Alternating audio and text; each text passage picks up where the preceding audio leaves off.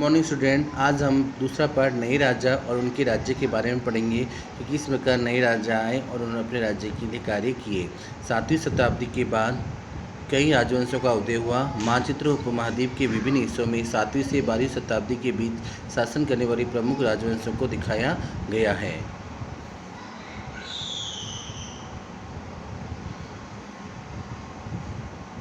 अब नए राजवंशों का उदय। 7वीं सदी आते आते उपमहाद्वीप के विभिन्न भागों में बड़े भूस्वामी और योद्धा सरदार अस्तित्व में आ चुके थे। राजा लोग प्राय उन्हें अपने मातहत या सामंत के रूप में मान्यता देते।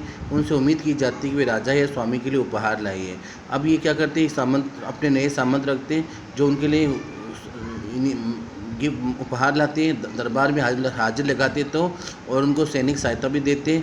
अधिक सत्ता या संपदा हासिल करने पर सामंत अपने आप को महासामंत, महामंडलेश्वर इत्यादि घोषित कर देते। कभी कभी वे अपने स्वामी के आधिपत्य से स्वतंत्र हो जाने का दावा भी करते थे। इस तरह का एक उदाहरण दमन व राष्ट्रकूटों का था। शुरुआत में वे कर्नाटक में चालुक्यों राजाओं के अधीन था। 8वीं शताब्दी के मध्य में एक राष्ट्रकूट प्रधान दूतादुत ने अपने चालुक्य स्वामी की अधीनता से इनकार कर दिया, उसे हराया और हिरण्यगर्भ, शाब्दिक अर्थ सोने का गर्भ होता है, नामक एक अनुष्ठान किया।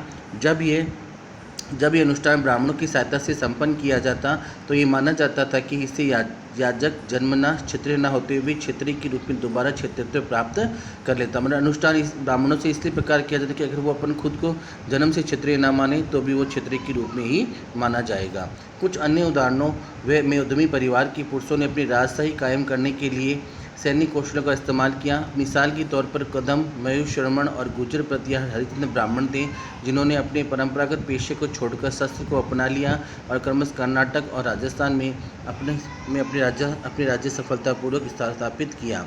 अब अगला राज्यों में प्रशासन। किस प्रकार राज्य में राजा का शासन था, राजन कैसे अपने उस राज्य की देखभाल करता। इन नई राजाओं में से कईयों ने महाराजाधिराज मतलब राजाओं के राजा, त्रिभुवन चक्रवर्ती, 3 भुवनों का स्वामी और इसी तरह की अन्य भारी भरकम उपाधियां धारण की थी।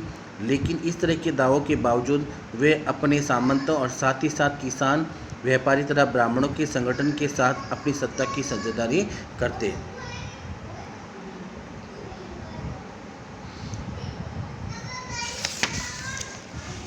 अब क्या कहते हैं, इन सभी राज्यों में उत्पादन अर्थात किसानों, पशुपालकों, कारीगरों से संसाधन इकट्ठा किए जाते। इनको अक्सर अपने उत्पादों का एक हिस्सा त्यागने के लिए मान्य या बाध्य किया जाता। कभी कभी इस हिस्से से भी लगान मानकर वसूला जाता, क्योंकि प्राप्त करने वाला भूस्वामी होने से दावा करता राजस्व कर्मचारी से भी लिया जाता।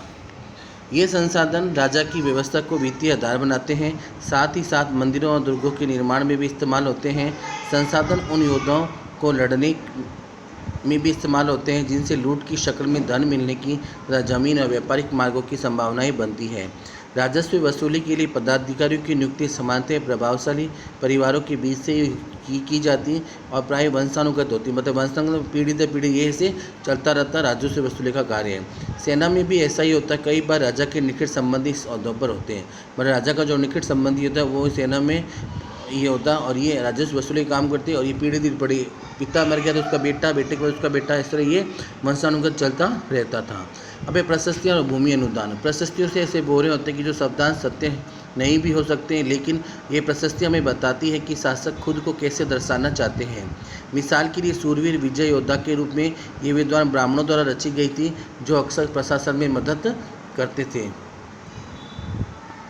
कुछ लोग ब्राह्मणों को भूमि अनुदान से पुरस्कृत करते हैं। राजा लोग होते थे जो ब्राह्मणों को कोई ब्राह्मणों ने कोई काम किया तो उसके लिए उनको भूमि पुरस्कार के रूप में भूमि का दान करते हैं। ये ताम्र पत्रों पर अभिलेखित होता है जो भूमि पाने वाले को दिया जाता था। अब देखो ये ताम्रपत्र दिखाए गए, ये थोड़ा संस्कृत और थोड़ा तमिल में लिखा हुआ ताम्रपत्रों का एक संग्रह है जिसमें 9वीं सदी में संग्रह है, 9वीं सदी में है।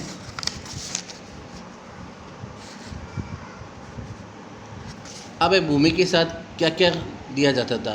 अब राजाओं क्या करते हैं, भूमि दान देते हैं भूमि के साथ, वो से हम ये भूमि के साथ तमिल भाग का एक अंश ही ये चोल राजाओं के द्वारा एक भूमि दान की तमिल भाग का एक अंश है। चोल शासक हुए थे, उन्होंने भूमि जब दान की तो उन्होंने उसके साथ साथ ये चीज़ें भी उन्होंने उसको दान की थी। अब 12वीं शताब्दी में एक बृहद संस्कृत काव्य भी रचा गया जिसमें कश्मीर पर शासन करने वाले राजाओं का इतिहास दर्ज है। इसे कल्हण नामक एक रचनाकार द्वारा रचा गया। कल्हण ने अपने वृत्तांत लिखने के लिए शिलालेखों, दस्तावेजों, प्रत्यक्षदर्शियों के वर्णनों और पहल के इतिहासों समेत अनेक तरह के स्रोतों का इस्तेमाल किया है। प्रशस्तियों के लेखकों से भिन्न वे अक्सर शासकों और उनकी नीतियों के बारे में आलोचनात्मक रुख दिखलाता है, इसलिए 12वीं सदी के लिए साधारण ग्रंथ था। इस प्रकार हमने ये पढ़ा कि किस प्रकार नए राजा आए और उन्होंने क्या क्या अनुदान